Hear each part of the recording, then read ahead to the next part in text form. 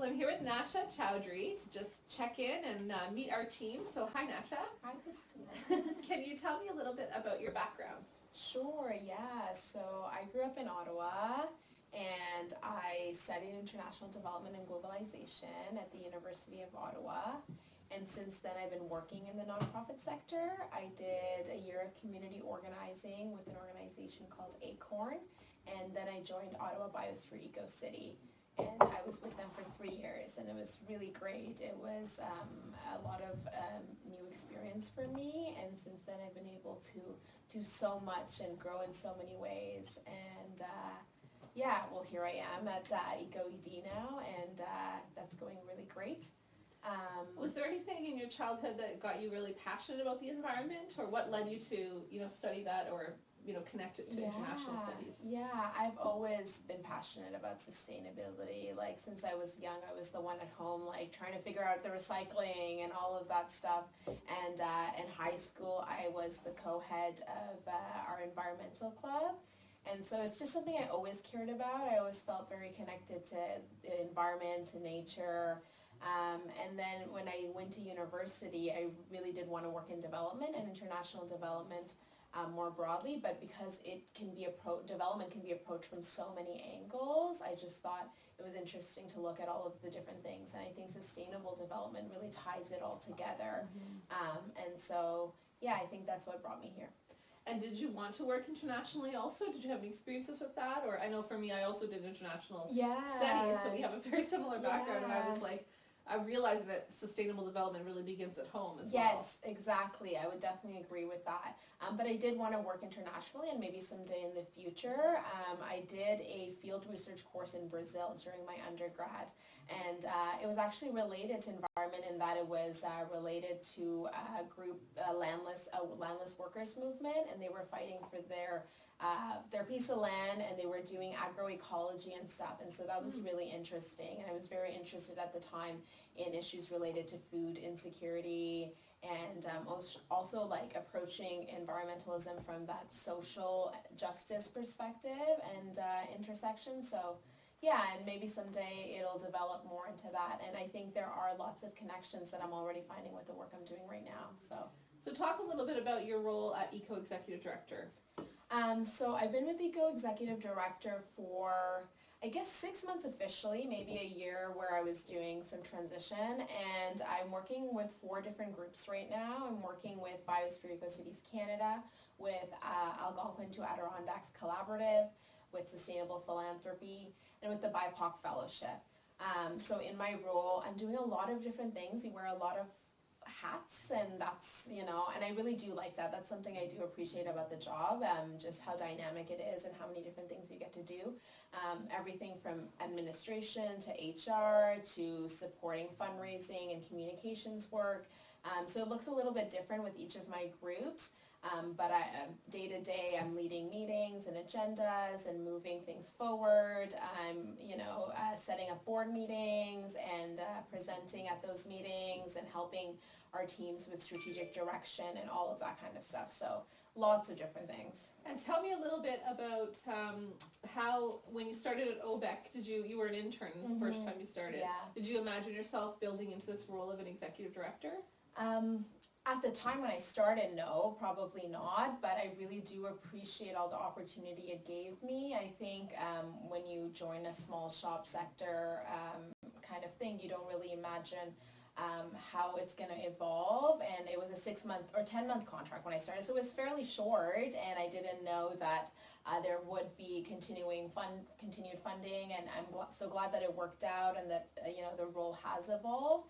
I think because you're doing so many different things, you get a lot of experience that you might not get in a bigger organization. You might just be stuck in one role doing one thing.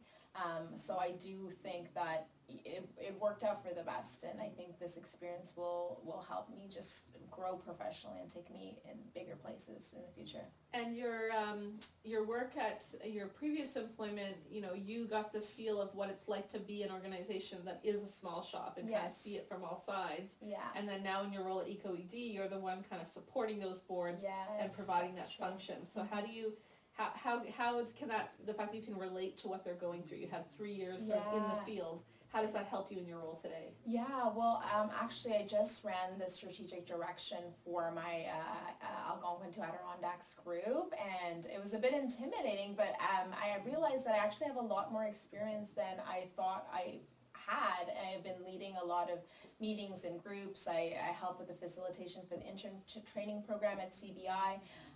So, and with all of the grassroots and groundwork that I did at Ottawa Biosphere Eco City, leading community workshops and facilitating discussions, I realized that, I do have a lot of perspective and a lot of experience that I've gained, and I was able to bring that to the table and lead them through this session.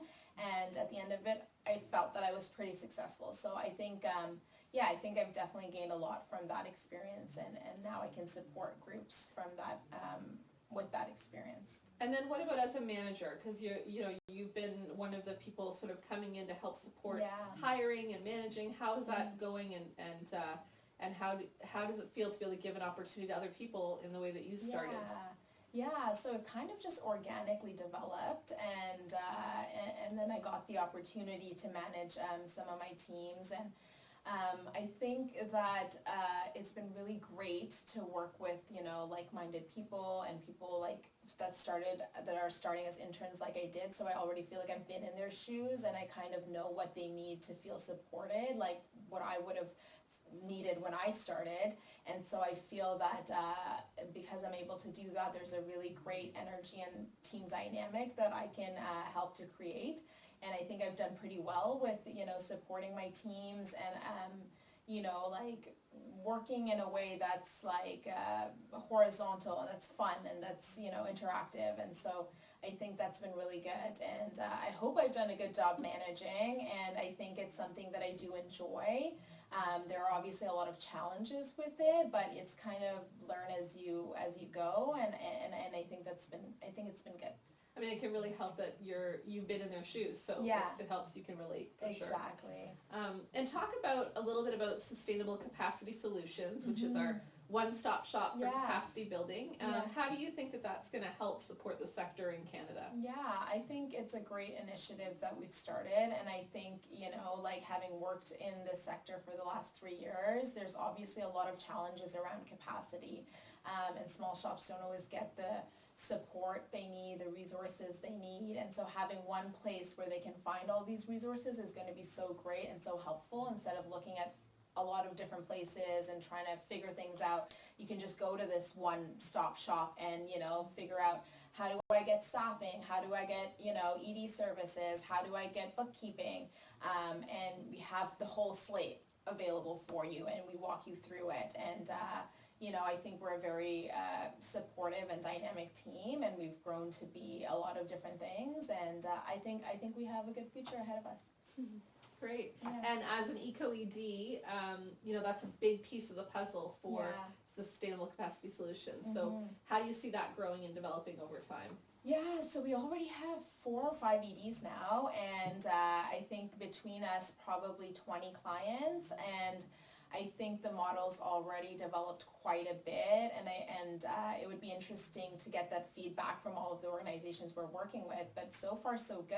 And I think we're coming in to support organizations that don't have the means to hire a full-time eco-executive director, and in this way they get kind of the basic services, and we set up some key priority areas for them and really work on those and get those done within a certain time frame. So I think it's a pretty effective approach, and because the EDs work together, we can support each other, and we can support the organizations that each of us are working on when we need a bit more insight, or a bit more, maybe one of us is more skilled at one thing and someone else is skilled at something else, so we can share those skills and those resources. And I think that's really great.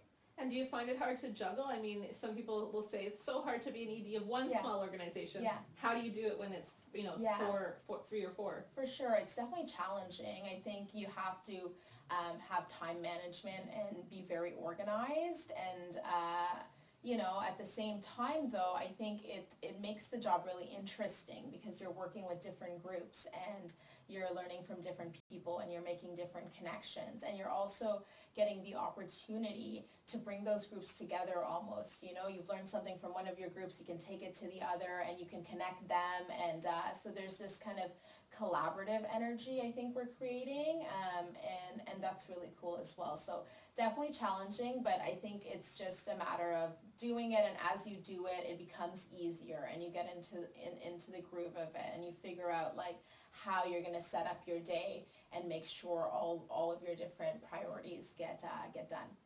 Well, you're doing a great job so far. Yeah, thank you. Can you share a little bit more about the BIPOC Fellowship and what that is all about? Yeah, sure. So the BIPOC Fellowship started, I think, a year ago now, and it is an initiative to support diverse leaders in our sector.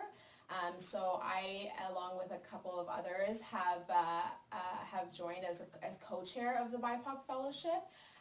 And it's really to give BIPOC people the opportunity to get training, to get leadership support, and promotions that that you wouldn't have the chance to get otherwise, just because I think there are a lot of barriers and challenges still in diversifying the sector. So it really opens up that door, and I think it just opens up the conversation as well within the sector of how important it is to diversify and bring different people into the mix, because traditionally, as we know, it hasn't been a very diverse sector, and I think I would love that I get to be part of that conversation and that dialogue and that kind of evolution.